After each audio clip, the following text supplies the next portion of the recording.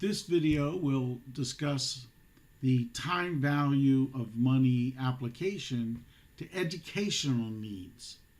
So let's assume that today it costs $20,000 to go to school for 1 year.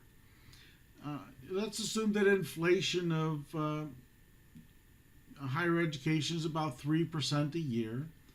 Little Johnny was just born, so little Johnny is 0 years old, and he's going to attend college when he's 18, and he's going to go for 4 years. So the question is, what will it cost each year of the 4 years that Johnny is in college? In year one, it's going to cost $34,049, and of course that goes up every year as inflation continues to add to the costs.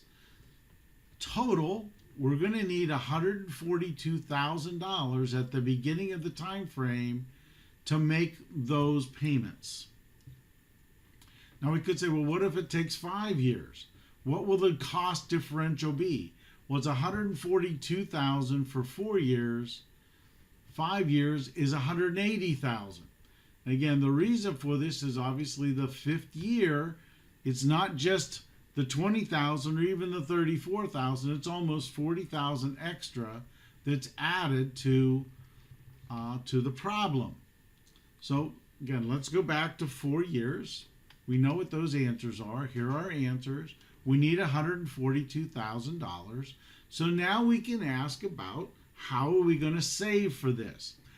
Let's assume we've saved no money. Johnny is just born, so we couldn't have saved any money yet. So let's say we can earn 12% on our money.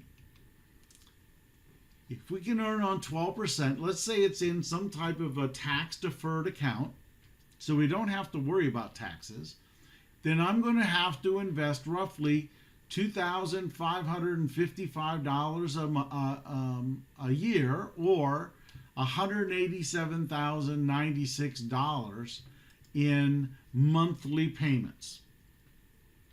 Now we can always ask some other questions. Well, I want Johnny to at least, let me continue with this first. So let's assume that the tax rate, we're going to put it in a taxable account, and our tax is roughly 15%. That means we're going to obviously have to invest a little more because we're going to have to pay taxes on that balance. So our after-tax return is really 10.2, not 12%. So now let's go back and say, we want Johnny to pay at least half of his education. So all we have to do is divide this by half. We know that we're going to have to contribute roughly $93 a month. When Johnny gets to college, he'll have to come up with the remainder.